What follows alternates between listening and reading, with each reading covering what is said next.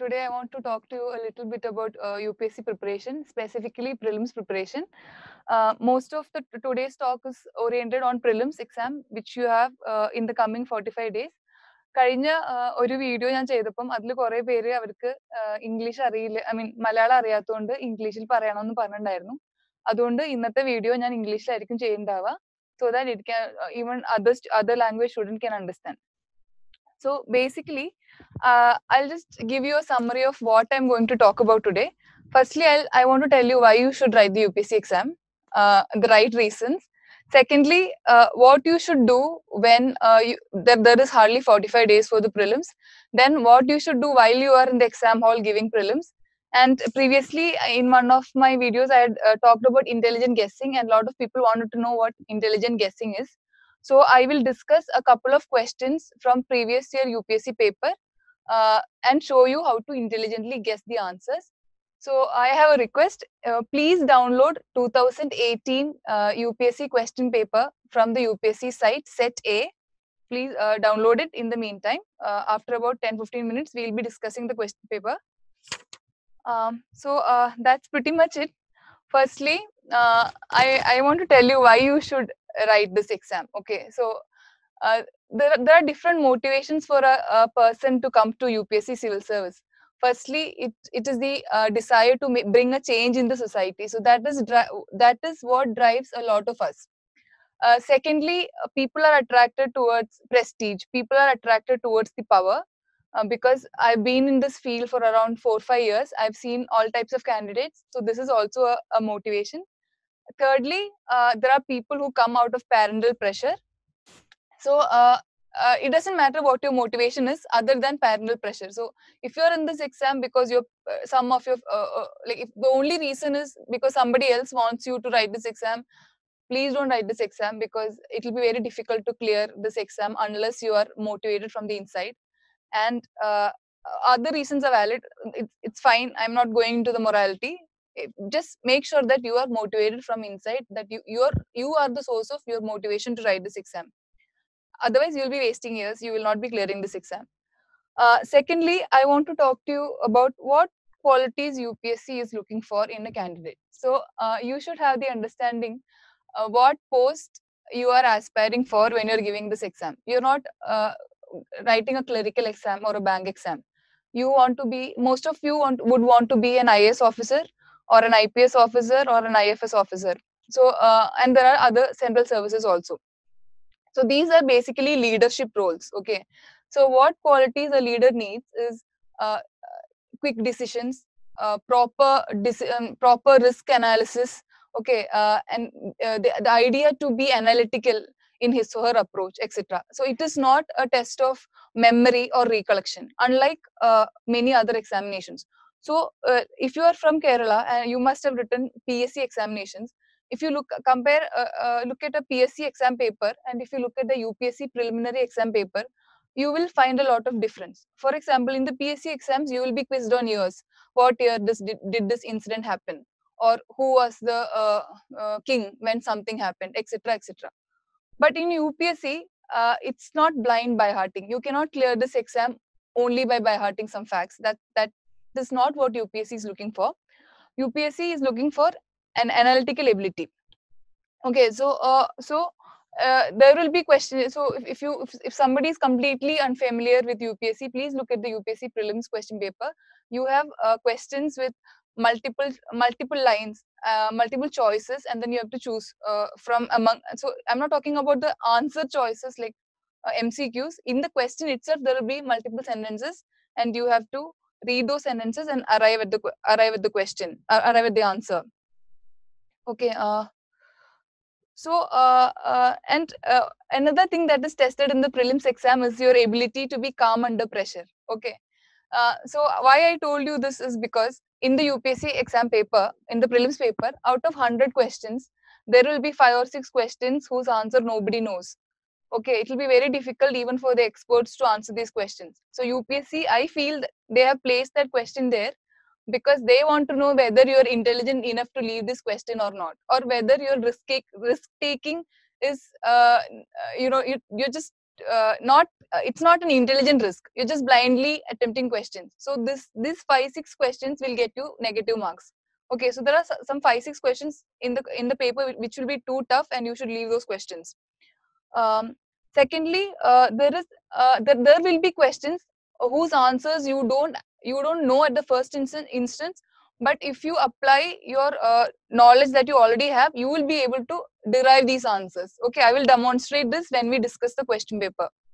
So these are the things that UPSC is looking for. When you go for the examination, please be very clear that you are going to be a civil servant, you're going to be an IS officer. This is not a bank exam or a clerical exam. Those exams, I mean, I'm not discrediting those jobs. They are also difficult exams, but the skills that is tested is different. In a bank exam, your arithmetic skill will be more important, whereas in UPSC, your an analytical ability and intelligent guessing and risk taking is analyzed. Okay, so coming to the next thing I want to talk to you about, what should you do when there is only 45 days for the prelims exam? Firstly and most importantly, you should not panic. In the last couple of days, a lot of people they have messaged me on Facebook saying they are panicking and they don't know what to do, and they're under severe stress, and they were asking me for advice. My advice is, please don't panic, because whether you panic or not, the exam is going to be there in 45 days. Whether you panic or not, you have to write the exam. So if you panic, that is one way to make sure that you will fail. So please don't panic. Don't dig your own grave. Be calm. It's only an exam, and have confidence in your preparation. If you worked really hard, have the confidence that you have done your part and things will work out for you. Second thing is, please don't read new things now. Okay, I know that many of you will be under pressure. You will be reading whatever materials you can get, new compilations, current affairs compilations, GS compilations. Please don't do that. Okay, uh, read materials that you already have studied. Revise your materials. Don't go after new things, because you will panic and you will not remember them. So unless, if you are reading something new, unless you revise it, you are not going to remember it. So it's better to revise what you already have. Maybe one or two current affairs things you can look, but GS wise, please don't read new material now. Thirdly, uh, this is a good time to take test series. Okay, so daily, at least daily or once in 2 days, please practice tests, either full length tests, or if you are if you find any one subject difficult, please take test series of that subject repeatedly. So what this does is, it will put you in an examination mode. It will prepare you to give prelims exam. So you will already be in that. So, and when you give this full length test, please give it with utmost seriousness, as if you are giving your UPSC exam. Uh, don't take it lightly. Get a table, take a paper, take your question paper, and in all seriousness, keep aside 3 hours for that. I mean 2 hours for that, and do it. And fourthly, those who are weak in CSAT, please don't neglect CSAT. Personally, I am strong in CSAT, so I've never spent much time in CSAT. But many of my friends who are very knowledgeable, much more knowledgeable than me in GS, they have failed because they could not clear the CSAT paper. So if you find maths difficult, or if you find comprehension passages difficult, please practice it. Please don't take it lightly, because unless you pass in CSAT, your GS1 paper will not be evaluated. Okay, so coming to what you should do while you are in the exam hall. So many of you will be, I think, many of you will be first timers. So you will be under a lot of stress.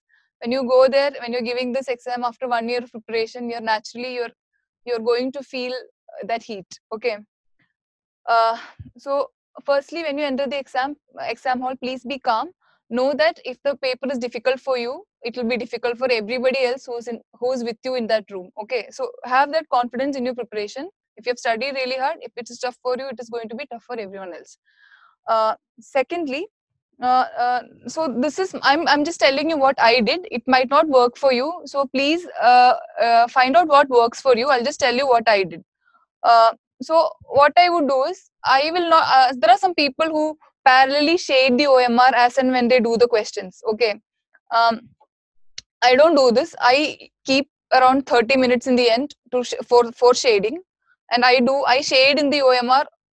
Most of my answers in the OMR only towards either in between or only towards the end in the exam. I don't parallelly shade. but there have been instances of candidates not having time to like mark the bubbles towards the end. So this you should do based on your skill, and don't blindly follow me. So when I am in the prelims hall, what I do is I go through the entire question paper 3 times. Okay, so I'm just going to describe how I write the prelims paper. So when I get the prelims question paper, first my first iteration, when first going through the whole paper will take around 45 minutes. So when I go through the paper for the first time, there are 3 things I mark. Okay, I mean actually there are 4 things I mark. Firstly, questions that I know for sure. There will be at least 10, 11, or maybe 20, 25 questions in the UPSC which every serious aspirant will be able to answer. Okay, very very simple questions. So when I read when I go through the paper for the first time, I mark all these questions that I know. I just put a tick mark. Then there will be questions in which I will be able to eliminate 1 or 2 options. So there will be questions in which I know that one answer is definitely wrong. It's not the right answer. So I'll cut that answer, and then on the side of the question I'll write 33% because that is my probability of getting that answer correct. Then there will be some questions in which I'll be able to eliminate 2 options. So my probability of getting the answer correct is 50%. So on the margin I'll write 50%. Then there will be those 5-6 questions which I have no clue, which most people wouldn't know, and there will be very core factual questions which I wouldn't be knowing. So I'll simply not guess it. So I'll just write leave. On the margin I'll write leave. So so by the time I finished going through the entire paper in the first 45 minutes, I would have classified the entire paper into these categories. No, for like tick tick, which means I know the answer, 33%, 50%, and leave. Then what I do is that's when I take my answer, that OMR sheet, and I bubble all the questions I know for sure. Okay, so then that will give me an estimate where I am standing in this exam. So this is about how to take risks when you're writing the prelims exam. So when I so in 2017 when I first cleared prelims, and that was my first interview. So that year the number of questions I knew for sure was 11 out of 100. 11 questions I knew, but from there I managed to get a score to clear the prelims that year. So I'll tell you how I did it in some time. So then what you do, so first you shade the questions you know for sure, count those questions. Okay, so you will know where you stand. So this time last prelims, which was this attempt, I knew around 34 questions for sure. I knew that those questions were right. So then you will know around 20 to 30 questions you will get like this. Then the target should be to attempt around 75 to 80 questions. You can maybe attempt 85. That's up to you. So after that you come to questions where you mark 50%. Okay, so that your probability of getting that right is 50. So so spend some more time on those questions, choose an answer whichever you want to answer, then shade it in the OMR sheet. So then now your attempt would be maybe from 20 to 30, it would be around 50, 55, maybe 60. Okay, we still need some more. So then come to the questions with 33%. Okay, and spend little more time, guess them. Sometimes if you're completely underconfident, don't attempt some. Okay, guess some more, attempt till 75 to 80, and don't attempt questions which are completely core factual questions which are like one word answers. If you don't know, you don't know. If you simply go and guess there, the probability of getting that answer wrong is more. So don't do that. So basically by the time you do this 3 rounds of answering, you would have attempted at least 75 to 80 questions, and then pray to God that you clear the exam. So that is what you do while you are in the examination hall. Okay, so coming to next part. Okay, so some people had asked me, what is this intelligent guessing? Um, uh, I have to tell you to take this with a pinch of salt. Okay, just because I said this, don't go and do it and then tell that, oh, this Anu Joshi said this, we did this, it didn't work for us. No, I'll tell you from the start that this will seem a little bit unscientific, irrational, and even stupid at times. Take it with a pinch of salt. I'll just tell you how to intelligently guess. Some of the intelligent guessing will look irrational. So please take your 2018 question paper that I asked you to download. We'll be discussing questions from that. Okay, so question number 1. I'll read the question for those who don't have the question paper with you. I'll just read the question. Consider the following statements. Statement 1. In the first Lok Sabha, the single largest party in the opposition was the Swatantra Party. Swatantra Party, yes. Option 2, statement 2. In the Lok Sabha, a leader of opposition was recognized for the first time in 1969. Statement 3. In the Lok Sabha, if a party does not have a minimum of 75 members, its leader cannot be recognized as the leader of oppositions. So UPSC has given us these three statements, and UPSC wants us to choose which of the following statements are correct. And the options are 1 and 3 only, 2 only, 2 and 3 only, 1, 2, 3. Okay.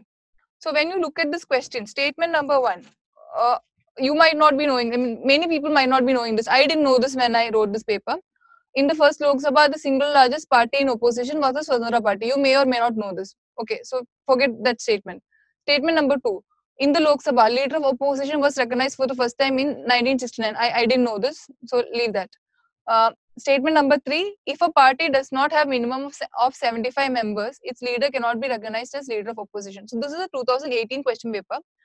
In 2017, there was this whole debate about whether about leader of opposition. Whether that status should be given or not, and there were many articles in the Hindu newspaper.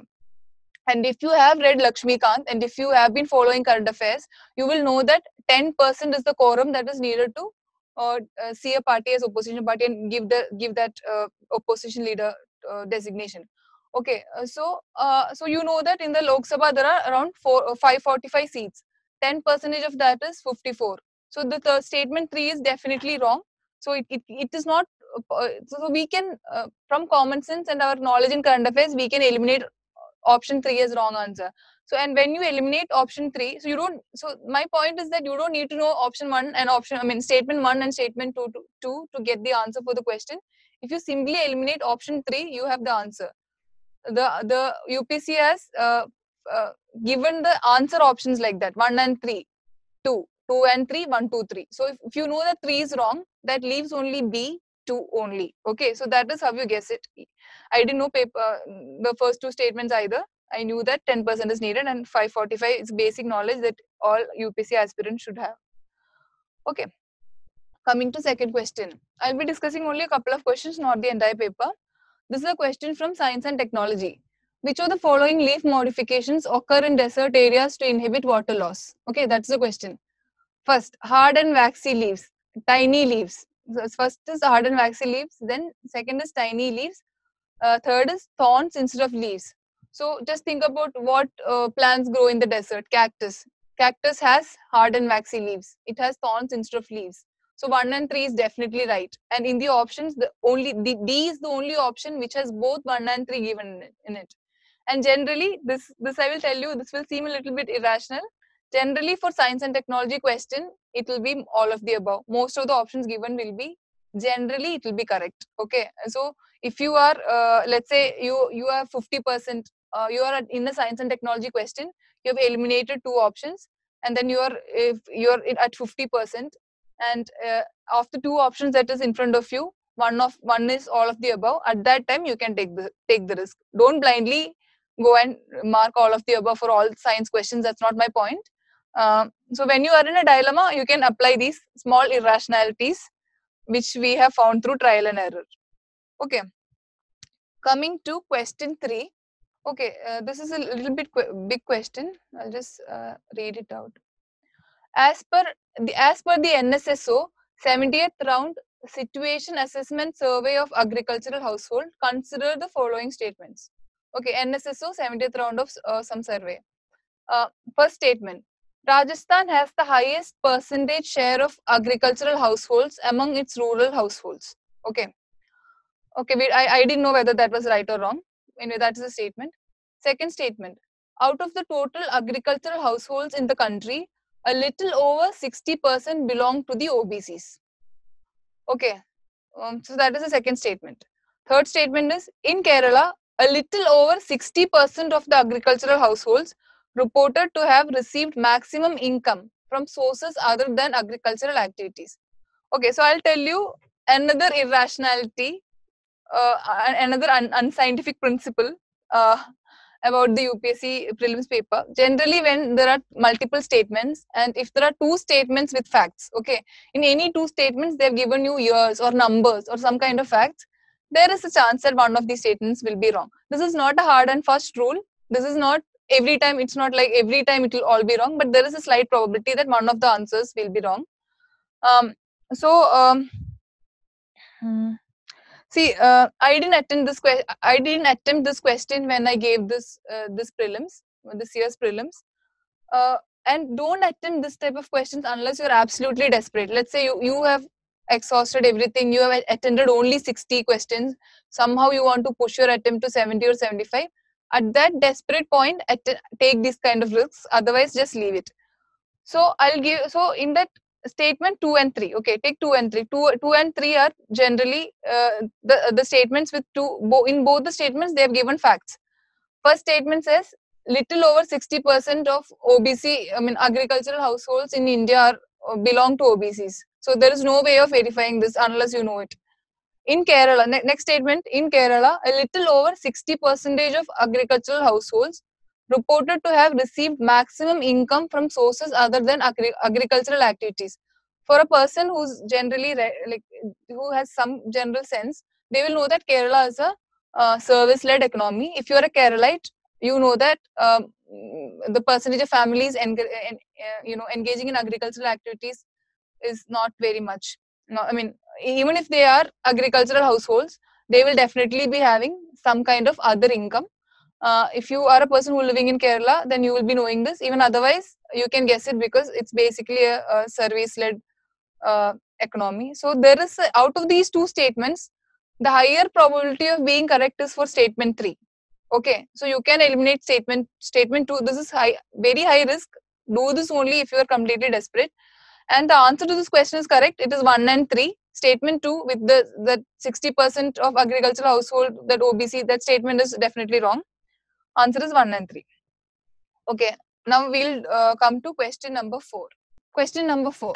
How is National Green Tribunal different from Central Pollution Control Board? Okay, statement 1. The NGT has been established by an act, whereas CPCB has been created by an executive order of the government. Second statement. The NGT provides environmental justice and helps reduce the burden of litigation in higher courts, whereas CPCB promotes cleanliness of streams and wells and aims to improve the quality of air in the country. So in the second statement, there are good things mentioned about NGT and good things mentioned about CPCB. Generally, when good things are mentioned about government bodies or government schemes, those good things will be true. Okay, so that is generally that will be true. So you can be sure that statement 2 is correct. Coming to statement 1, NGT is established by NGT Act 2010 that everybody knows, and CPCB. If you are a candidate with who has done environment, I mean study the environment subject with some depth, you will know that CPCB was established by the Water Act 1974, which means statement 1 is wrong. So the answer will be 2 only. That is option B, 2 only. So you eliminate the fourth question, first option, and then you get the answer. Okay. So that's that. So in that question, you need some knowledge. You need to know about CPCB and Water Act. Okay. And now we'll come to question number 5. This is a knowledge testing question. Okay, so this is an example of a question where your knowledge is tested. Purely your knowledge is tested. Statement number 1. Parliament of India can place a particular law in the 9th schedule of the Constitution of India. If you've read Lakshmikant, you know that this is true. The validity of a law placed in 9th schedule cannot be examined by any court and no judgment can be made on it. That statement is wrong. See, 9th schedule is very important. It was inserted in the Constitution by the very first amendment in 1951. So you need to know this because it's pretty important. And you need depth also because there was a judgment in 1973 which said that the validity of such a thing can be examined by a court. So that is why statement 2 is wrong, which means you need in-depth knowledge about the nuance that initially when 9th schedule was established, statement 2 was correct. But In 1973, one judgment came which made that wrong. So you should know that. Okay. Now we'll just look at question number 11. I'm skipping some questions. We don't have time to go through the whole thing. See, look at this 11th question. He wrote biographies of Massini, Garibaldi, Shivaji, and Sri Krishna. Stayed in America for some time. He was also elected to Central Assembly. Who was he? Who is this person? And we have 4 choices: Aurobindo Ghosh, Bipin Chandrapal, Lala Lajpat Rai, Motilal Nehru. Okay, and so either you know this or you don't know this. It's a pure fact question. It is very difficult to guess also. So if you don't know this, leave it. If you know it, right. Otherwise, just leave it. Okay. Now I'll come to question number 13. Okay. Question number 13. See, this is the type of question where it is important that you have confidence in your preparation. Earlier I said it is very necessary to have confidence in your preparation, and I'll show you why. Okay, which of the following, so the question is, which of the following has or have shrunk immensely or dried up in the recent past due to human activities? So, geographical reasons are not what they've asked. I mean, climatological reasons. They have specifically mentioned because of human activities, which of the following has shrunk? First is Aral Sea, that you will be knowing. It's pretty famous that it is shrinking. Option 2, Black Sea. Okay, so if you're a serious candidate who has prepared thoroughly, and if Black Sea is such an important, important geographical thing, if it was shrinking, somewhere in your preparation you would have read about it.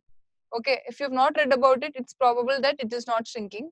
Though later on, when I googled about it, there were some reports saying that it is shrinking. But when I was attempting the paper, I thought, okay, Black Sea, if it was shrinking, I would have heard about it because I have prepared well. If I have not heard about it, then it is not shrinking. So then option 2 I eliminated. So this was a 50% probability question. It's either A or D. And Lake Baikal. I think the answer for this question is D. I think Lake Baikal is also there. I'm not sure. Please check. I think the answer is D. Okay, so when you come to these 50% question, your probability of getting that 50, it's either it is correct or it is wrong. So one suggestion I have for such questions is generally be a good human being. Okay, generally be a nice human being. If your friends have difficulty in preparation, if they want your notes or if they find some subject difficult, you help them. Okay, so you have that goodwill, so that when you make these difficult choices, let's hope that God blesses you for your good deeds and that 50% guess turns out to be true. Okay, now we'll discuss one more question. Actually, 3 more questions. Please take question number 22. Question 22. So this is a question from art and culture. And generally, when you're preparing for art and culture, Northeast India is very important. Please go through their culture in detail. Okay, especially their art, dance forms, their festivals, etc. Look at the question. Chapchar Koot Festival, Mizoram. Kongjung Parba, Manipur. Tangta dance, Sikkim. So, if you have at least done basics of art and culture, you will know that Tangta is not from Sikkim, it is also from Manipur. So, eliminate option 3. So, that means C and D is wrong. We leaving us with A and B. And Chapchar Koot, Mizoram, Kongjung Parba, Manipur. The correct answer to this is option B, 1 and 2. Yes, I think it's option B. See, generally, it will be very difficult to by heart all the things from Northeast due to unfamiliarity with the language, etc. One thing that I noticed was generally the festivals that ends with Kut, K-U-T, will be from Mizoram. So find these kind of shortcuts so that you can by heart these things in a better fashion, so that you will remember them better. Find some shortcuts when you prepare. Don't blindly by heart. Find some common patterns. Find some shortcuts so that you can remember better. Okay, coming to question 64. Please take question 64. See, this is a question from science and technology, okay? Term seen in use. It's kind of like a match the following. We have to identify which of the pairs are matched correctly. Bell experiment, artificial intelligence. People may or may not be knowing it. Blockchain technology, cryptocurrency. You have to know this. It's very fundamental. And option 3 is CRISPR, Cas9, particle physics. This CRISPR thing was in the news a lot. You know that it's about gene editing, genetic slicing or something. So 3 is definitely wrong. If you eliminate 3, you get 2. And even otherwise 2 is correct. You should know that blockchain is related to cryptocurrency. So that I just wanted to tell you. So that my point is, if you knew that CRISPR-9 thing, that 3 option is wrong, you can simply by eliminating 3, you can get the answer. So it is not necessary that you have to know everything. Okay, if you just if you can eliminate a couple of options, you'll be able to come to the answer. You don't have to know everything to get the answer. Okay, finally, we'll discuss question 70. Question 70 is a perfect example for intelligent guessing. Okay, this is specifically dedicated to people who ask me to explain what intelligent guessing is. So, question number 70. Who among the following were the founders of Hind Mazdoor Sabha established in 1948? Who among the following were the founders of Hind Mazdoor Sabha established in 1948? Option 1. B. Krishna Pillai, EMS Namboodiripad and KC George. So, I am from Kerala. I know, I'm familiar with these names. I know that if they started an organization, the possibility of that organization being named Hind Mazdoor Sabha, which is a Hindi sounding name, is very less. Then take option number 2, option number B. B. The options are Jayaprakash Narayan, Deen Dayal Upadhyay, M.N. Roy. Okay. See, Deen Dayal Upadhyay is the man behind integral humanism, which is the philosophy of the Bharatiya Janata Party, and M.N. Roy is from Communist Party of India. So, what are the odds that these two people will come together and start an organization? It is very less. It is less now. It is less in the past also. So that option can be eliminated. So we have eliminated 2 options. Then we have C and D. C.P. Ramaswamy Iyer, K. Kamaraj, Veerasilingam Pantulu. That is option C. Option D is Ashok Mehta, T.S. Ramanujam and G.G. Mehta.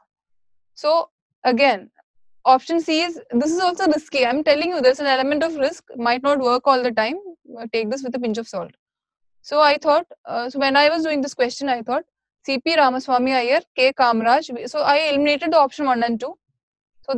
So now this is how I arrive at the correct answer for a 50% question. C.P. Ramaswamy Iyer, Kamaraj and Veerasilingam Pantulu sounds like South Indian names. So Hind Mazdoor Sabha sounds like a North Indian name. So out of the 2 options, I went for an option with the more, where the Hindi language with Mazdoor is a Hindi word. So this was what I thought. Okay, so it is possible that it is option D. Okay, and I guessed option D, and option D is the right answer for this. This is not a foolproof method. This is not 100% of the time this will work for you. I cannot guarantee you like that. But this is some one way to do intelligent guessing. Because see, Deen Dayal Upadhyay, M.N. Roy, knowing that they belong to 2 different ideologies, so them coming together to start an organization is like chances are less. Thinking like that. So that is pretty much it about the prelim strategy. And basically, just when you give the prelims, just be confident. You have to be confident. See, UPSC wants, when you are an IAS officer, you will have a lot of challenging situations, very stressful situations where you have to be calm under pressure. And the ability to be calm under pressure is also tested at every stage of UPSC exam, be it prelims, mains, or interview. There are certain qualities that a civil servant possesses, and that is what UPSC is testing. It's not just knowledge, it is a lot of other things also. It's your personality, and by placing a question paper like this, they're also testing your personality and not just your knowledge. Please understand that. So to have a calm state of mind is very, very important, extremely important. So regardless of whether you are a first attempter attempting this for the first time, or maybe the 5th time or 4th time, make sure that when you go for the exam, in that in that time period, you please know that please be calm, be in a calm, even if the question paper proves to be very exceptionally difficult, please think that it is difficult for everyone else and give your best. So that is pretty much about prelims. If you have any doubts about mains or interview, please let me know. So next time I talk, I'll do a session on that. So that's pretty much it. If you want to ask questions, is okay. Some questions have come. I'll try answering those questions. Which site is good for reading current affairs? Okay. See, if you for current affairs preparation, please read the Hindu. That is very important. The Hindu newspaper. Don't skip it.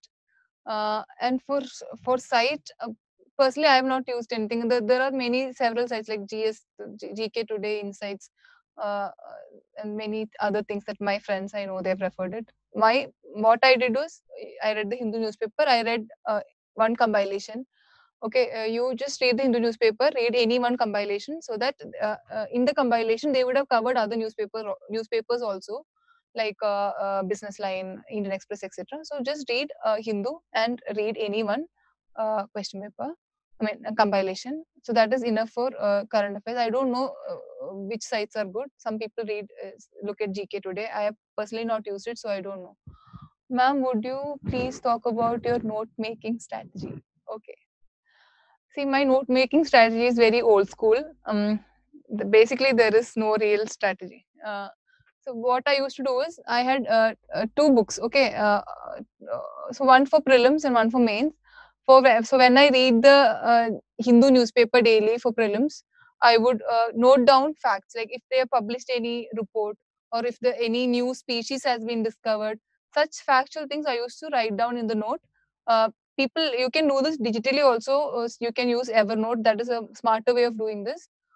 For mains, what I did was for certain you have to make notes by researching on topics. Okay, please read the main syllabus. Nobody reads the main syllabus. Please read it.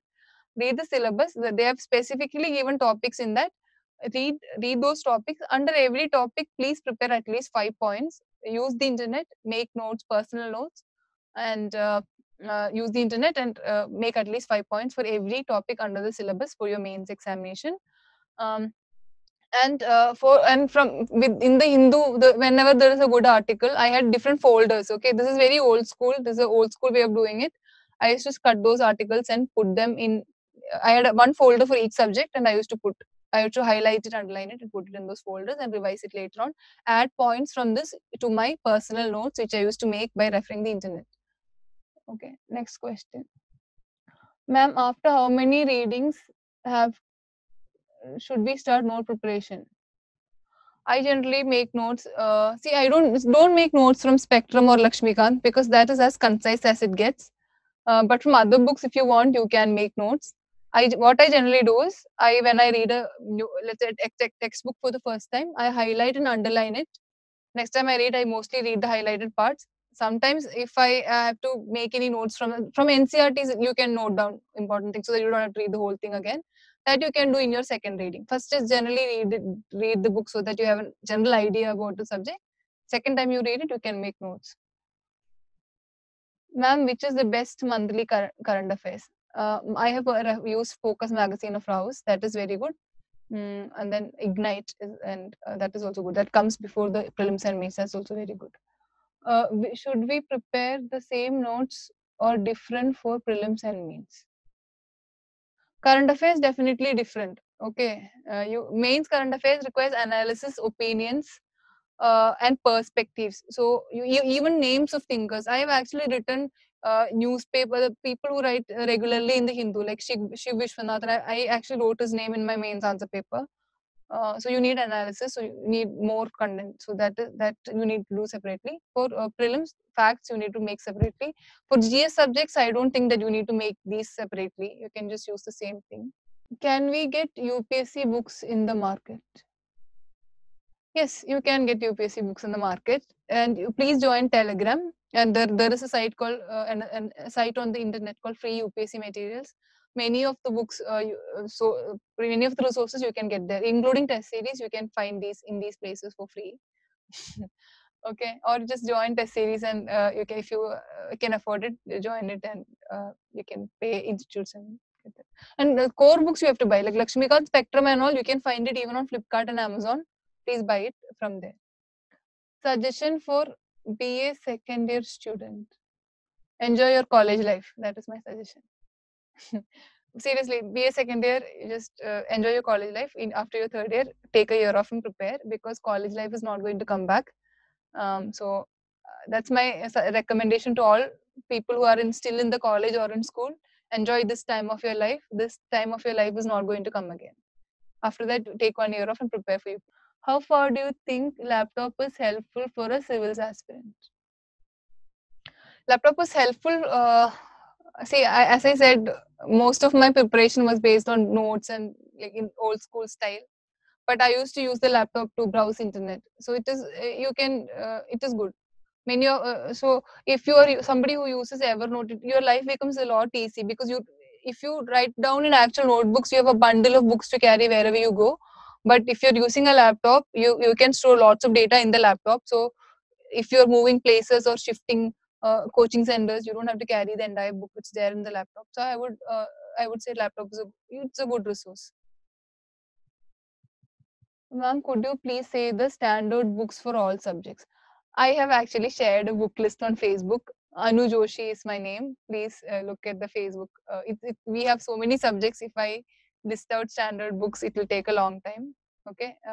Some important books are Lakshmikant, Vipanjantra, Spectrum, other things. Please look at my book list. So that was the questions. If there is more questions, you can please contact me on Facebook. I won't be giving out my contact number on Facebook or YouTube, so please don't ask for that. And all the best to all of you. I hope all of you have success this year.